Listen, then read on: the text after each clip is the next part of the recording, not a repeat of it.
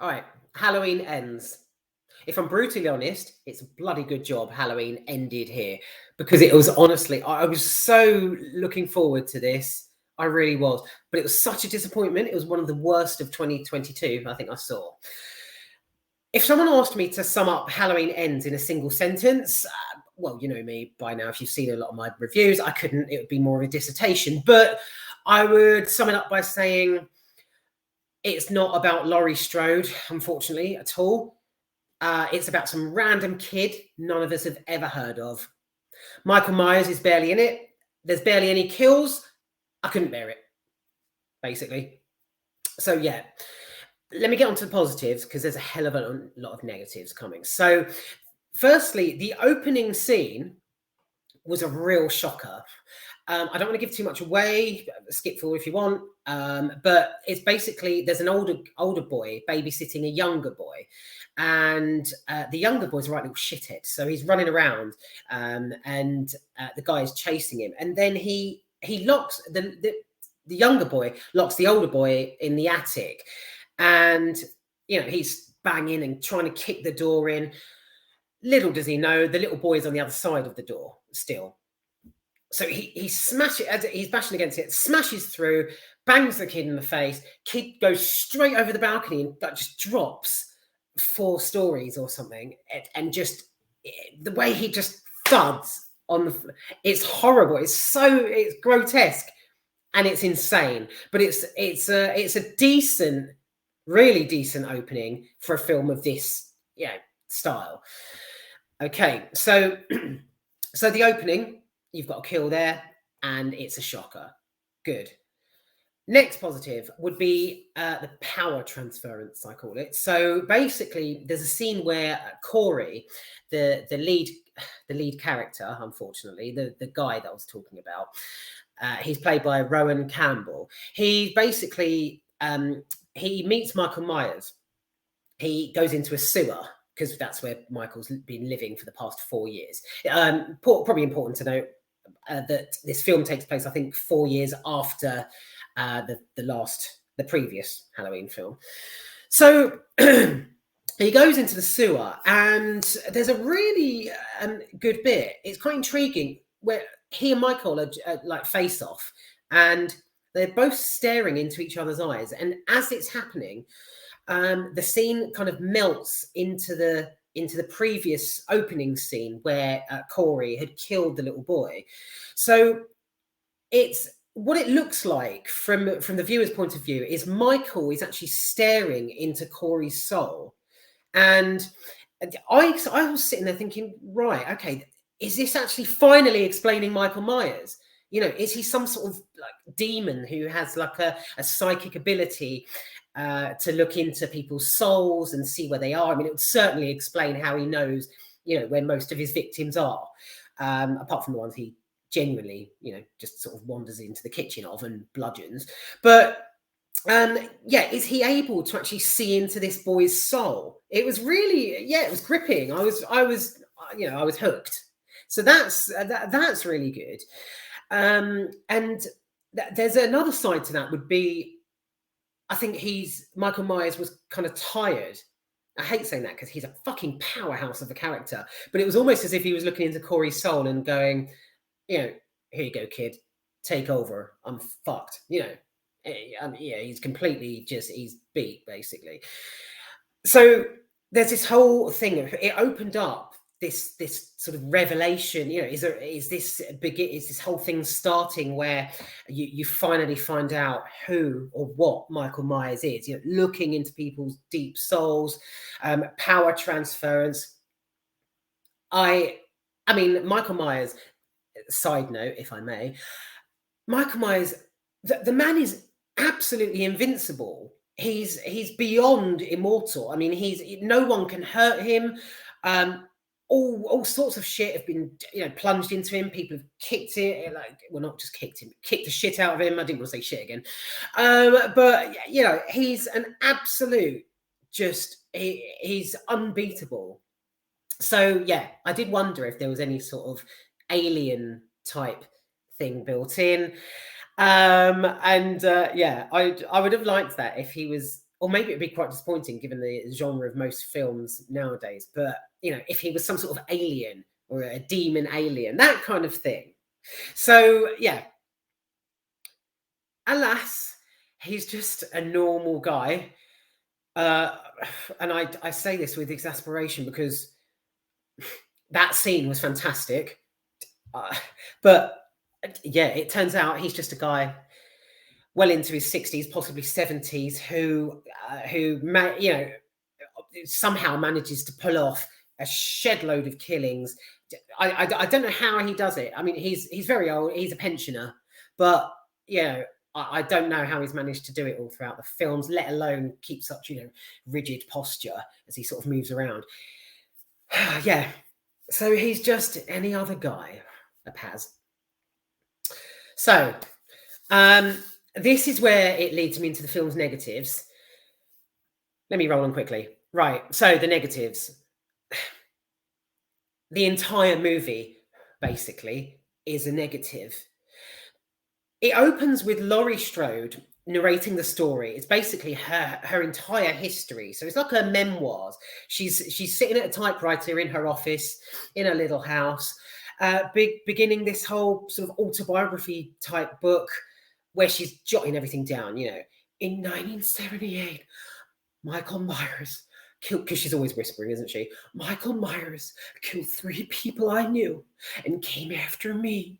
And then she's, 40 years later, he escaped. He came after me again, but this time I was prepared. It's that, she just waffles on and on about the stuff you've seen, in the previous 2 films, so it's no surprise. But it really does. It fucking goes on and on, rather like myself. It's a small positive would be it kind of sums up the previous 2 movies as she does it.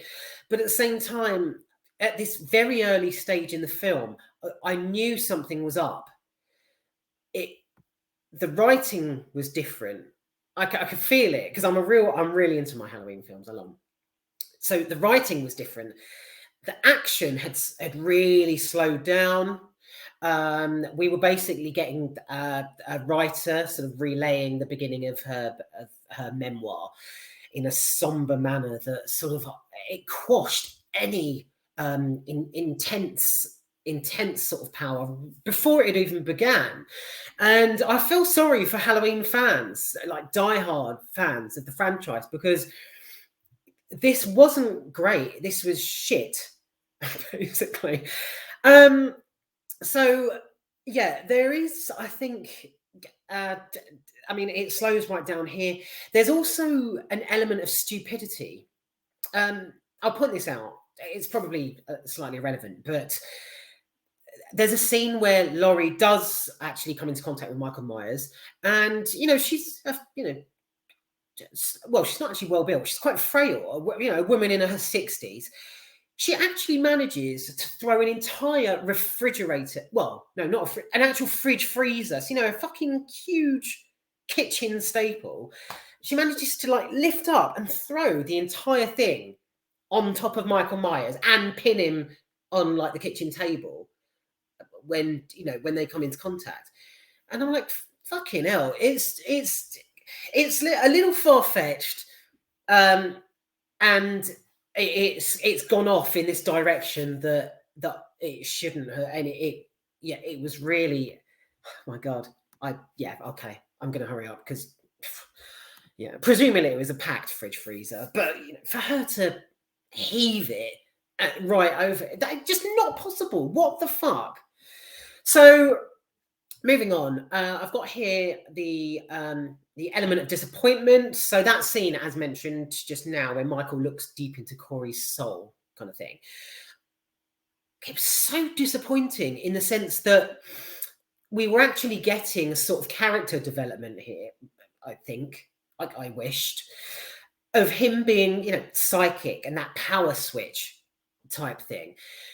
Right at the end of the franchise, we were getting this whole thing. The producer, it's sort of the producers, they deliver this whole incredible possibility and then bring the film to an end, as if it's open for interpretation again, like many films are doing at the moment, where they're giving you the idea of a story, the possibility of something, but you're supposed to just wander off after you've seen the film and think, oh yeah, I wonder if you... So yeah, disappointment there, stupidity, super strength, whacking refrigerators around and stuff. And yeah, something was different with the whole production value. It wasn't good. So if I can just quickly break it down now into kills.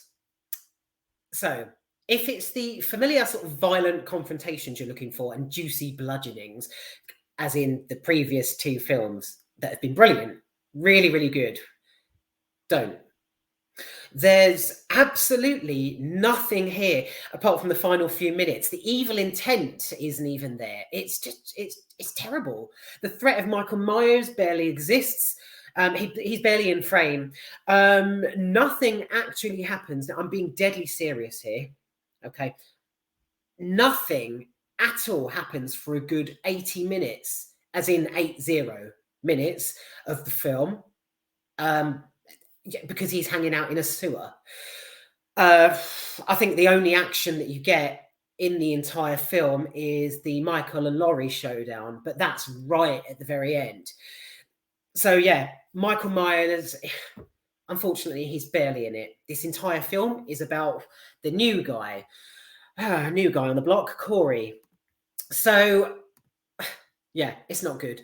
There's barely any kills. There's nothing else for me to elaborate on.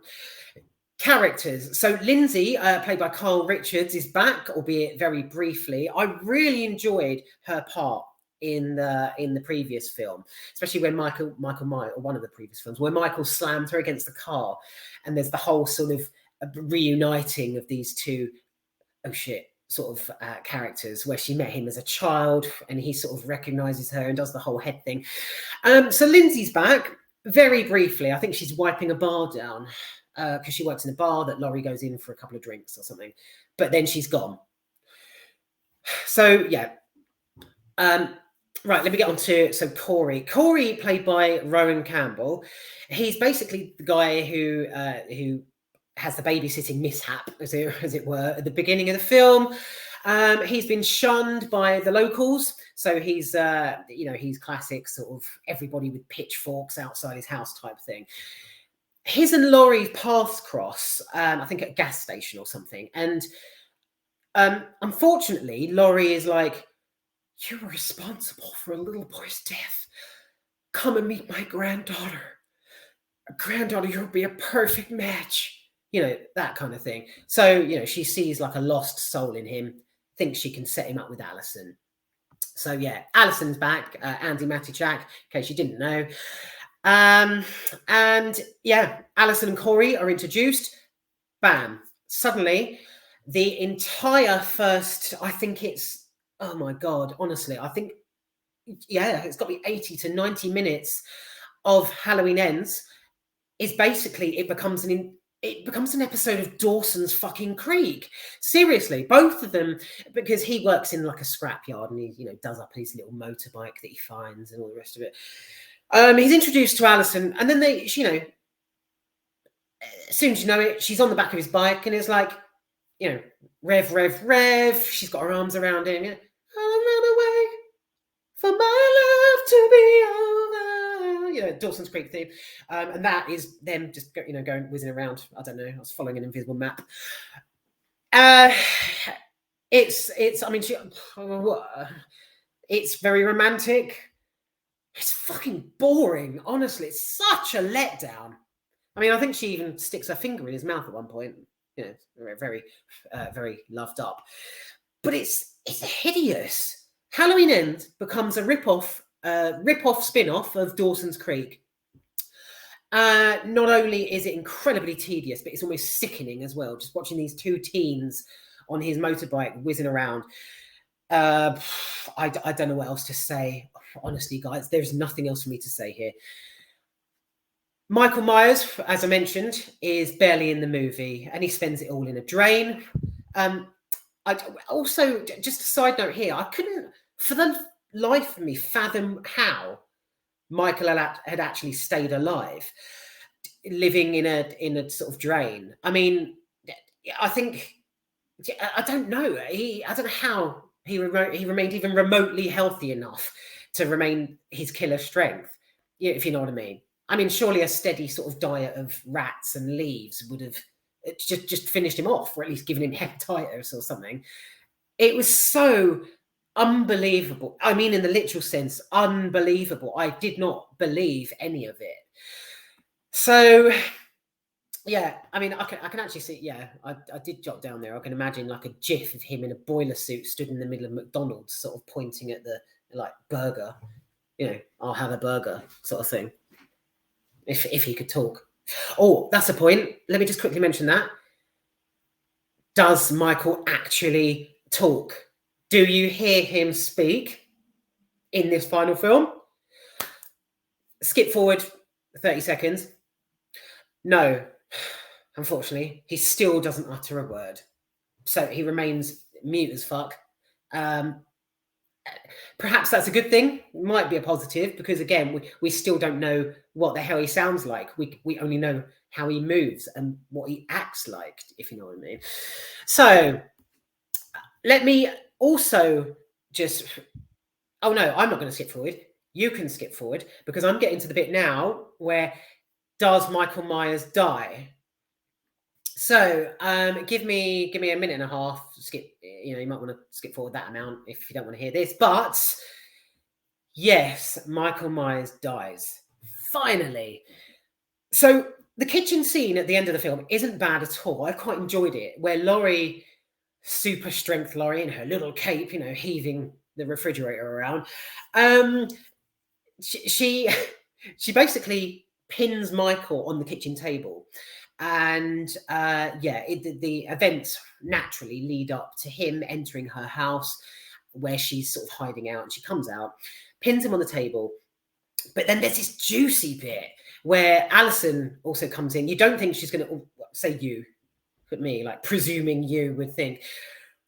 I wasn't sure, basically, whether Alison would turn up on time. And Laurie's sort of pins Michael down, but she does. And when she comes into the kitchen, oh God, Alison actually, she grabs his arm and goes fucking ka-snap. Like, she breaks Michael's arm. He still doesn't speak. He doesn't utter and this is why I still think he's some sort of demon alien. He doesn't utter. If anything, there's a sort of noise. You know, I think he's done it in the previous film as well. He's just... So yeah, Alison snaps his arm. Laurie, fucking hell, she grabs a knife and she actually... It's very what's it called? It's very, well, explicit. No, it's not very explicit. It's fucking explicit. She gets a knife and she actually runs it across. You see it right close up. It's like Hostel or something. So she runs it across his wrists. It's very sinister, because it's kind of artistic, like a horror film sort of art. It's really strange. So the way she does it, she's like a graceful sort of ballerina. Totally the wrong film, but still. It's just deliciously gripping, and it's juicy as well. So if this is what you were waiting for, you won't be disappointed here. After this has happened, they drive into a local scrapyard. The Haddonfield residents from the previous films, who have been affected by Michael Myers as well. Apologies, I'm kind of ruining it, but it has to be explained. And I did tell you to skip forward. Okay? I told you to skip forward. So Haddonfield residents who have been sort of affected, or family members, they all follow Laurie and Alison as they strap Michael Myers to a car, and they drive him into the yard with this procession of residents behind them. And basically, it just sounds ridiculous, but Laurie throws Michael in a shredder. Basically. So it's not like, I'm not talking a fucking paper shredder here, but you know, this is like a sort of a waste compactor thing that you find that chops up cars. She chucks him in the shredder, and bam, that's it. Halloween and Michael end. That's literally it. The CGI was quite good there. That wasn't bad at all. We see his body like break apart, and I'm glad I'm really glad they focused on that, because the camera kind of pans in and you see his skull crushed and stuff in his body. It's ugh, ew, it's gross, but it's deliciously satisfying if that's the fate you wanted for Michael Myers, and for how you wanted Halloween to end. Just as a quick roundup, literally nothing happens at all for the first 90 minutes of the movie. I'm not exaggerating here. I'm really not. See for yourself. Halloween Ends is basically a story of a random guy we've never heard of, as it follows him around. He nips into a gas station for cigarettes. He heads to work. He finds a motorcycle. Yeah, gonna fix this up and reinvent myself, that kind of thing. He meets Alison, obviously, who he shares similar pain with, and starts dating her, with the tedious bike rides included, fingers in mouth, etc. It's really very, you get me, or, well, she's on the back, sort of nuzzling him, so it's like, you get me, that kind of thing. Odd. This it just goes on and on and on, and just where the fuck is Michael? That's all I wanted. These films about the essence, the building blocks of Halloween are Michael Myers. I don't care what anyone says. The writing itself is one thing, and the production value and the sort of supporting actors. But Michael Myers, you have to have him in, and he's not in it. He's not there. He just missed the curtain call, basically. So, yeah, you can tell that Curtis, Malik Akkad, Jason Blum, Miramax, Universal, all the production studios and the people involved had given up. They had just completely thrown the towel in by this installment, and they're sitting there with arms folded, kind of like, yeah, we're done, kind of thing. So, yeah. Right. I wrote a few notes about the previous films. Yeah, given the fact that we're supposed to forget that the previous Halloween films, those words spoken exactly by Jamie Lee Curtis in an interview that I watched, were supposed to exist. So, given that we're supposed to wipe all that from memory, this final one does absolutely nothing to polish the recent trilogy, and it's very bad. It's incredibly disappointing. It really is.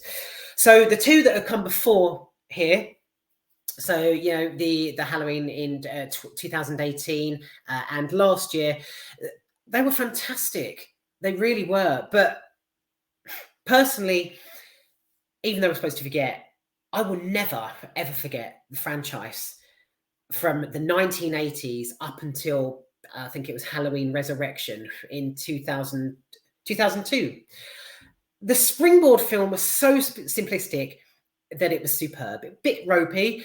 A few films after that, I think Halloween 2 or 3, which was sort of switched with a different film or something. Yeah, but yeah, it was a bit tacky. But Halloween H2O and all the rest of them brought it up to date. However sort of shite the casting was in those films. I think it was a mashup of like rap stars and hot blondes in the end. It was just ridiculous. But yeah, skip forward. And yeah, if you manage to wipe the rest of them from your mind, the 2018 one was fantastic. If you're thinking it carries on directly from 1978. So yeah, that's it really. I'm going to end here because that's way too long. But this is a staple in my DVD collection. It's been one of my favorite films forever. It was one of the first ones a kid at school ever lent me. It was the one I shat myself when I was incredibly excited about watching again in 2018. And who can forget the original? So basic. The blank mask and Michael popping up from behind cars and stalking babysitters. It's so original. Something me and my neighbours even watched together on Halloween night in like 1991 or something. So sadly, Halloween has come to an end. It ends all the excitement, as well as the franchise, though, by draining all the horror and the intrigue of what has come before and replacing it with this tedious love story between these two young adults. It's such a shame. Such a shame. It really is. Right, I'm definitely ending there. But yeah, like I say, massive negatives here, especially when fuck all happens for the first hour and almost hour and a half. But with a deliciously satisfying ending of Michael and Laurie actually, facing off and her sort of bumping him off, however much, it was done in a sort of industrial shredder type way. So weird, but good. It brought it all to an end. So that's Halloween Ends, and that's it. There's no more Halloween films. Although, yeah, no, there will be, won't there? There will be, even though you can kill off a character, but it will always return in some form. He'll probably hack his way out of a sort of an ice sculpture or something from the bloody prehistoric times or something. So what was that, Jason? No, they had a Jason in space, wasn't it? But there was a nice bit. Oh well. Anyway, right. Halloween has ended, and so is its review. That's it.